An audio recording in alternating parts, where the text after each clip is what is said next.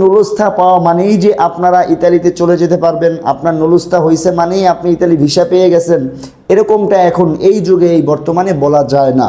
এখন বর্তমানে নুলুস্থা অরিজিনাল হওয়া সত্ত্বেও রিজেক্ট করে।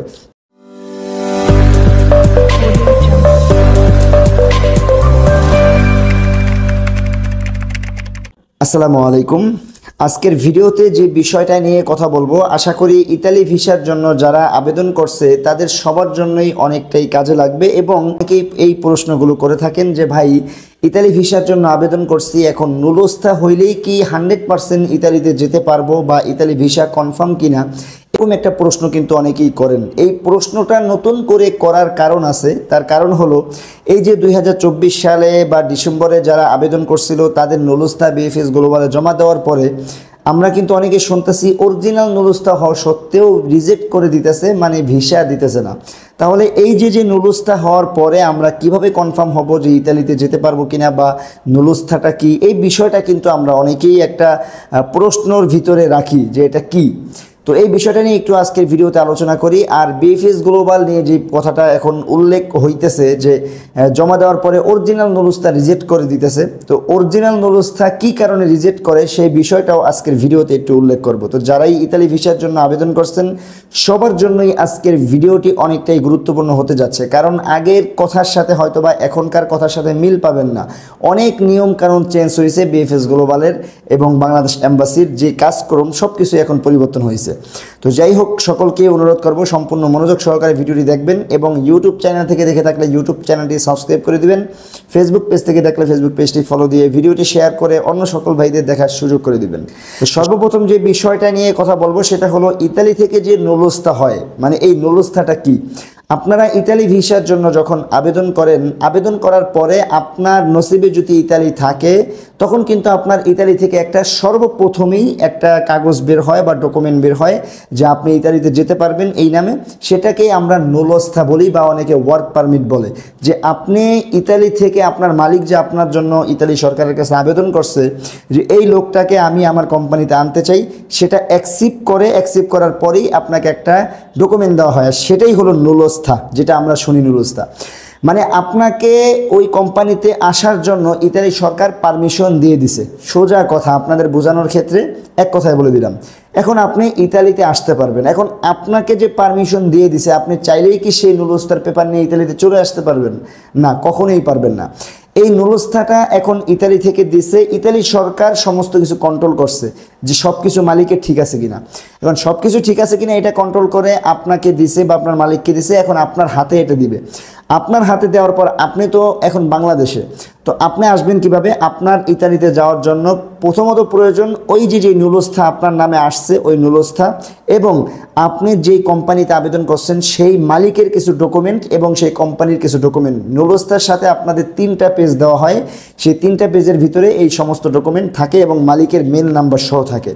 তো এই মালিকের মেলে মালিকের কাগজপত্র ডকুমেন্ট দিয়ে যখন আপনি বাংলাদেশ বিএফএস গ্লোবালে এইগুলো দিয়ে আবেদন করবেন যে আমার ইতালি থেকে পারমিশন লেটার দিছে, এখন আমি ইতালি যেতে চাই, মানে আপনাকে বাংলাদেশ এম্বাসি থেকে আবার একটা আপনার পাসপোর্টে ভিসা লাগাবে। এই ভিসার জন্য আপনার আবেদন করতে হবে আবারও। যখন আপনি বাংলাদেশ বিএফএস গ্লোবালে এই সমস্ত ডকুমেন্ট দিয়ে আপনার, হ্যাঁ এর ভিতরে আরও একটা কথা বলি, যেটা পিছনের বছরগুলোতে কিন্তু এই সিস্টেমটা ছিল না, এই বছর নতুন করে একটা সিস্টেম হয়েছে। সেটা হলো আপনি যেই কাজের উপরে আবেদন করে ইতালিতে যাবেন সেই কাজের সার্টিফিকেট লাগবে। এটা নিয়ে অনেকে হয়তো বা ঘাবড়াই যাবেন যে আমি সেই কাজের সার্টিফিকেট কোথায় পাবো বা আমার জন্য কি কাজের আবেদন করা হয়েছে আমি কিভাবে বুঝবো। এই বিষয়টা আসলে অতটা কঠিনভাবে নেওয়ার কিছুই নেই। আপনার সার্টিফিকেট লাগবে বাংলাদেশের, যে আপনি বাংলাদেশি নাগরিক, আপনি এই কাজের উপরে দক্ষ। আর এই সার্টিফিকেট এখন বর্তমানে অ্যাভেলেবেল কোম্পানি, মানে অ্যাভেলেবেলভাবে আপনাদের বিক্রি করতেছে। আপনার যদি সার্টিফিকেট লাগে আপনি যে কোনো একটা ট্রাভেলস অফিসে আলোচনা করবেন, আপনাকে তারা সার্টিফিকেটের ব্যবস্থা করে দিবে। সেক্ষেত্রে হয়তো বা কিছু টাকা পয়সা নিবে। আপনি কাজ জানেন না জানেন, আপনার সার্টিফিকেট আছে, এটা বাংলাদেশ ভাই, কিছু বলা লাগবে না। এই যে ড্রাইভিং লাইসেন্স আনতে গেছি কদিন আগে, সেখানে অনেকে দেখতেছি জিজ্ঞাসা করতেছে আপনি মোটরসাইকেল চালাইতে পারেন? হ্যাঁ পারি। প্রাইভেট কার পারেন? না পারি না।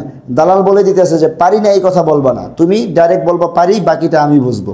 মানে এই হলো বিষয় যে আপনাদের টাকা দিলে সমস্ত কিছুর সার্টিফিকেট আপনারা বাংলাদেশে পাবেন। বিষয় হচ্ছে এই যে আপনি যে কাজের সার্টিফিকেট, এই কাজটা আপনি কি কাজের উপর আবেদন করছেন এটাই বা কিভাবে জানবেন? এটা জানার জন্য আপনার এত টেনশন করার কিছু নেই। যখন আপনার নুলস্থা হবে তখন আপনার এজেন্সি বা যার মাধ্যমে আবেদন করাইছেন সেই আপনাকে বলে দিবে যে এই সার্টিফিকেট নিয়ে তারপরে তুমি জমা করো, তখন আপনি সার্টিফিকেট নিতে পারবেন। আবার অনেক সময় সার্টিফিকেট ছাড়াও বিএফএস গ্লোবালে জমা করা যায়। এটা হলো ব্যক্তিগতভাবে অনেক সময় লাগে, অনেক সময় লাগে না। এটা বাংলাদেশে জমা দেওয়া হয়তো এগুলা দালাল এজেন্সিদের হাতে। তো যাই হোক, এই ডকুমেন্টগুলো যখন বিএফএস গ্লোবালে আপনারা জমা করবেন, বিএফএস গ্লোবাল থেকে আপনার এই যে নুলস্থাটা মালিকের কাগজপত্র আপনি দিবেন, এইগুলো আবার বাংলাদেশ এম্বাসি কন্ট্রোল করবে যে আসলেই কি এই নুলস্থাটা ইতালি থেকে দেওয়া হয়েছে কিনা বা ইতালিতে যেই মালিক সেই মালিকের কিনা, সব কিছু কন্ট্রোল করে যখন সঠিক মনে হবে তখন আপনাকে ওই বিএফএস গ্লোবালের মাধ্যমে আপনার মালিকের কাছে একটা মেল পাঠানো হবে যে এই লোকটা কি আসলেই আপনার কোম্পানির কি না, এরকম একটা মেল। যে এক কথায় বলা যায় যে কনফার্ম হচ্ছে মালিকের সাথে যে আসলেই কিনা। তখন মালিক যখন ওই মেলের রিপ্লাই দিবে তখন আপনাকে বাংলাদেশ এম্বাসি থেকে আপনার পাসপোর্টে ভিসা লাগাই দিবে। যখন আপনি ভিসা পাবেন তখন আপনি কনফার্ম ইতালিতে যেতে পারবেন। কিন্তু নুলস্থা পাওয়া মানেই যে আপনারা ইতালিতে চলে যেতে পারবেন, আপনার নুলস্থা হয়েছে মানেই আপনি ইতালি ভিসা পেয়ে গেছেন, এরকমটা এখন এই যুগে এই বর্তমানে বলা যায় না। কারণ এই জন্যই বলা যায় না যে এখন বর্তমানে নুলস্থা অরিজিনাল হওয়া সত্ত্বেও রিজেক্ট করে। এখন আসেন সর্বশেষ একটা প্রশ্ন অনেকে থাকতেই পারে, যদি সময় থেকে ভিডিওটা শুনবেন, না হলে এই পর্যন্তই আপনারা কেটে যেতে পারেন, সমস্যা নেই। যাই হোক, আপনাদের বোঝানোর ক্ষেত্রে যেই কথাটা বলার, ভাই রিজেক্ট কেন হতে পারে? রিজেক্ট হওয়ার অনেক কারণ আছে অরিজিনাল নুলস্থা হওয়া সত্ত্বেও। কেন? দেখেন, আপনি কিন্তু ইতালি ভিসার জন্য আবেদন করেন একজন উকিল বা একজন এজেন্সির মাধ্যমে, বা আপনি একজন বাঙালি ধরেন, সেই বাঙালি ইতালিয়ান একজন উকিলের মাধ্যমে আবেদন করায়। এখন আপনি যেই বাঙালিকে ধরে আবেদন করাইছেন, হতে পারে সেই বাঙালি কোনো একজন মালিকের সাথে সরাসরি চুক্তি করে তারপর আবেদন করছে, হতে পারে সেই বাঙালি একজন উকিল ধরে সরাসরি আবেদন করছে। যদি উকিল ধরে আবেদন করে থাকেন, সেই উকিল কিন্তু একজন মালিকের সাথে চুক্তিবদ্ধ হয় যে আমাকে এই লোকটাকে এনে দিবা, আমি তোমাকে হয়তোবা কিছু দিব, বা কিছু কোম্পানি আছে আসলেই লোক লাগবে, সেখানে হয়তোবা কোনো টাকা পয়সা লেনদেন হয় না। তবে ইতালিতে এখন বর্তমানে বেশিরভাগই মালিকদের সাথেও টাকা পয়সা লেনদেন হয়, যেটা আসলে আপনারা বুঝে নেবেন, অনলাইনে সব কিছু বলা যায় না। তো যাই হোক, যখন ওই উকিল আপনার ইতালিতে মালিকের সাথে চুক্তিবদ্ধ হয় যে হ্যাঁ আমাকে এত টাকা দিবে, আমি নুলস্থা উঠাই দিব, তখন উকিলের সাথে একটা চুক্তি হয়। কিন্তু যখন নুলস্থাটা হয়ে যায় তখন কিন্তু নুলস্থা হয় একটা স্পিড আইডির মাধ্যমে আবেদন করা হয়, যে স্পিড আইডি, ওই স্পিড আইডির মাধ্যমে নুলস্থা উঠানো যায়। ধরেন আপনার উকিল যদি আবেদন করে থাকে, সেই উকিলের নাম থাকবে, যদি উকিলের নিজস্ব স্পিড আইডিতে আবেদন করে থাকে, ওই জেন্টিল মানে আপনাদের রিসিভোটার জেন্টিলের নাম যেটা, ওটা হলো স্পিড আইডি। ওই আইডিতে ঢুকে কিন্তু যে কেউ নুলস্থা উঠাইতে পারবে যদি কারো কাছে পাসপোর্ট থেকে থাকে। এখন যদি উকিলের স্পিড দিয়ে আবেদন করা হয় তাহলে উকিল কিন্তু ওই স্পিড দিয়ে ঢুকে আপনার নুলস্থা উঠাতে পারবে। আগে এই সিস্টেম ছিল না, আগে ছিল সরাসরি পেরপুত্রা থেকে আপনার প্যাকের মাধ্যমে নুলস্থা আসতো, কিন্তু এখন এটা নেই। এখন সরাসরি স্পিড থেকে আপনারা নুলস্থা ডাউনলোড করে যারটা তারা দিতে পারে। তো এখন এই যে সরাসরি উকিলের কাছে যদি আপনার মেল আসে, বা উকিল যদি সরাসরি স্পিড থেকে আপনার নুলস্থা উঠাই ফেলায়, মালিকরে না জানাইয়া আপনার হাতে নুলস্থা দিয়ে দিছে, কারণ মালিকের সাথে চুক্তি হয়েছে নুলস্থা হইলে এত টাকা দিতে হবে। এখন মালিকের সাথে চুক্তি হয়েছে, মালিককে তো নুলস্থার ব্যাপার টাকা দিতে হবে। তো এই বিষয়টা এখন অনেকেই এই কাহিনীগুলো করে যে মালিকরে না জানাইয়া নুলস্থা উঠাইয়া এই নুলস্থা আপনার হাতে দিয়ে দেয়। আপনি তো আর জানেন না, আপনি সঠিকভাবে বিএফএস গ্লোবালে সুন্দরভাবে জমা করেন। আর বিএফএস গ্লোবালে জমা করার পরে তো যখন বিএফএস গ্লোবাল বাংলাদেশ এম্বাসি এটাকে যাচাই বাছাই করে আপনার মালিককে মেল পাঠায়, তখন মালিক বলে যে আমার অনুমতি ছাড়া নুলস্থা উঠাইছে, তখন এটা নিয়ে একটা গরমিল হয়, মালিক এটাকে না করে দেয় বা মেলের রিপ্লাই দেয় না। তখন আপনাকে দীর্ঘদিন পড়ে থাকার কারণে নুলস্থা মালিক রিপ্লাই দিতেছে না, কি করবে? আপনাকে রিজেক্ট ফাইল ধরাই দেয় যে এই কারণে আপনাকে ভিসা দেওয়া হয়নি।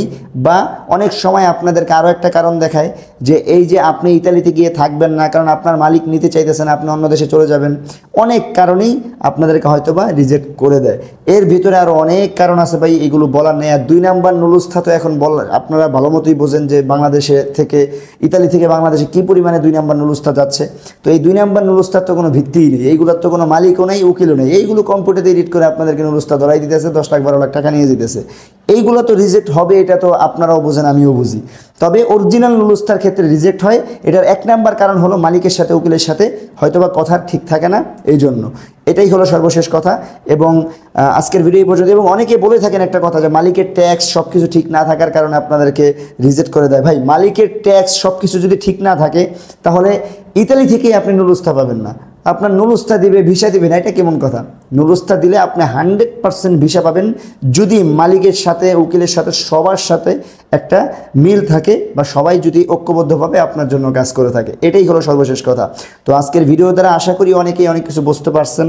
যারা বুঝতে পারেননি তাদের সময় নষ্ট করার জন্য আমি আন্তরিকভাবে দুঃখিত। যারা বুঝতে পারছেন তাদেরকে অসংখ্য ধন্যবাদ। অনুরোধ রইল ভিডিওটি ভালো লাগলে শেয়ার করে সকলকে দেখার সুযোগ করে দিবেন, কারণ আজকের ভিডিওটি খুবই গুরুত্বপূর্ণ। আর ইউটিউব চ্যানেল থেকে দেখে থাকলে অবশ্যই ইউটিউব চ্যানেলটি সাবস্ক্রাইব করে পাশেই থাকবেন। সবাই ভালো থাকবেন। আসসালামু আলাইকুম। দেখা হবে পরবর্তী কোনো এক ভিডিওতে।